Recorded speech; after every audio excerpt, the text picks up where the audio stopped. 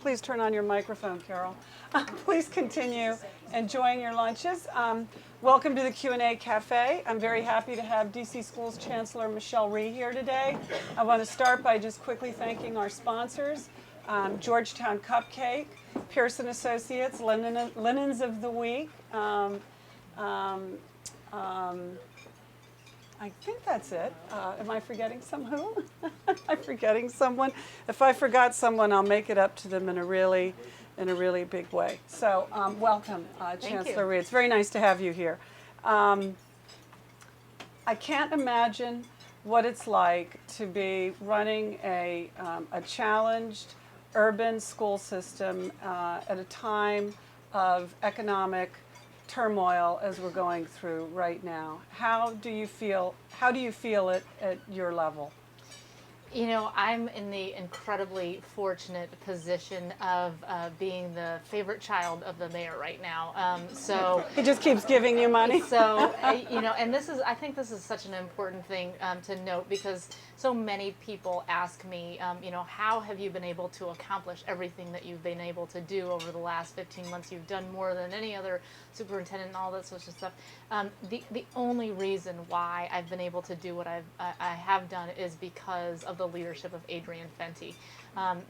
The mayor has been absolutely unequivocal in his support of the public schools. When, you know, other politicians say, yes, we're putting the priority on schools, you know, it's mostly lip service, but with Mayor Fenty, it is absolutely the truth. And so, you know, even now, as we're going through a pretty substantial fiscal crisis and people are worried about sort of budget cutting and that sort of thing, he is ensuring that we have the resources necessary to run the schools.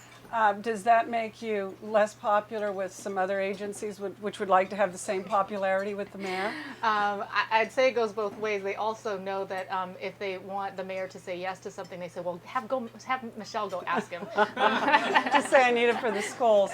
To take you outside of DC for a moment and to tap into your larger experience in education, though, when you see economic cutbacks happening, especially knowing how it filters down to the city and community level, do you feel that schools often get hit first?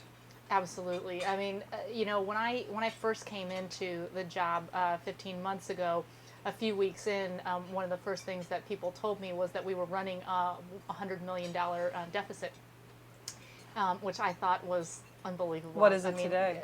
The mayor actually closed the hole. And the crazy thing was, I thought, you know what? So many urban superintendents come into positions just like I did, and they're faced right away with, okay, you have a 50 or a 75 or $100 million deficit, and immediately what their job turns into is, how do I, you know, slash and burn everything to get under budget? And when you're in that mindset, you can't actually then begin the reforms that you know have to happen in order to turn the school district around, which was why my experience of sort of saying $100 million, and the mayor said, we're going to close the hole with the city surplus from the following year, just put me in a completely different position and allowed me to be able to focus on the things that I knew I needed to do. Your budget is what, $1.4 billion? No, it's actually now a little less than $1 billion, because we've taken the state functions out, and we put that at with the Office of the State Superintendent now. I see. So it's 999. It's about 800 million.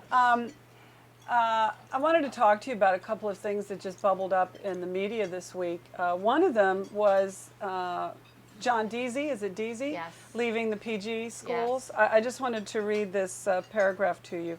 Faced with many of the same problems as DC Schools Chancellor Michelle Rhee, Deasy did as much to shake up his school system without triggering as much public outcry. Deasy's short tenure illustrates a problem faced by many urban school systems across the country, which have difficulty keeping superintendents sufficiently long to finish the overhauls they've begun. The combination of political pressures, demands from the federal No Child Left Behind law, and now unpopular budget cuts have contributed to the rapid turnover.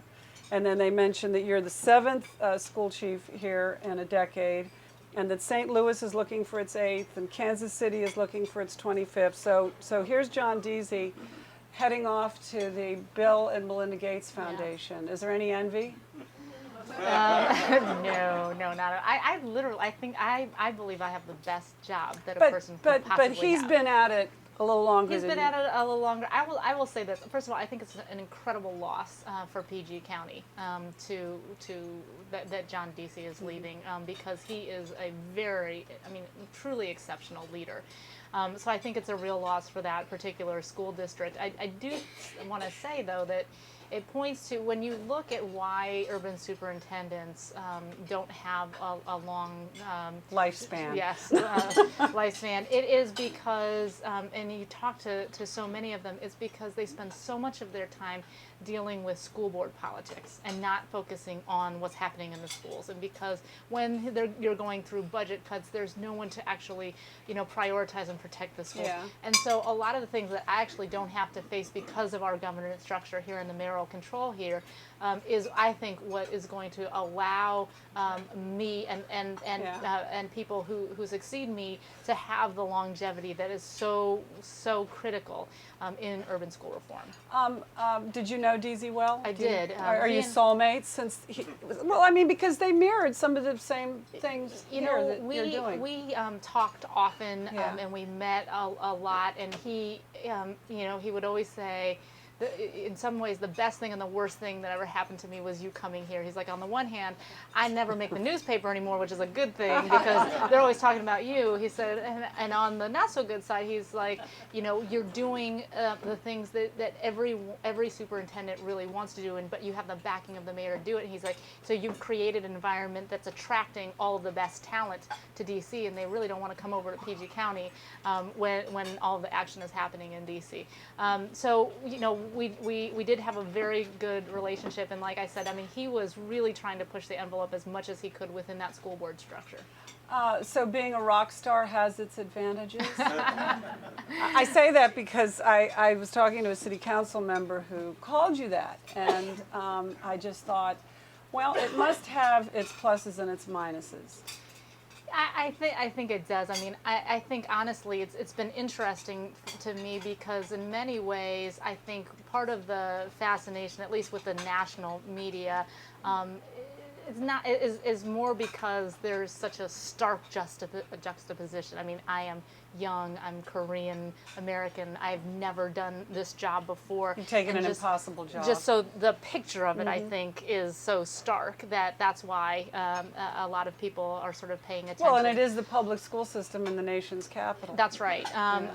But it certainly has had its downside as well. I think that there are people locally who say, oh, she's paying more attention to what's going on nationally and that sort of thing. So I think it's had its pros and cons. Well, are there any benefits that you can cite to them for DC by having this higher profile? Oh, absolutely. I mean, I would say that because of what we have been able to do and because of the mayor's leadership, we've been able to attract a significant amount of philanthropic dollars. Foundation money. And more federal dollars to DC public schools than have ever come in. And I think that at the end of the day is going to benefit the children in the schools.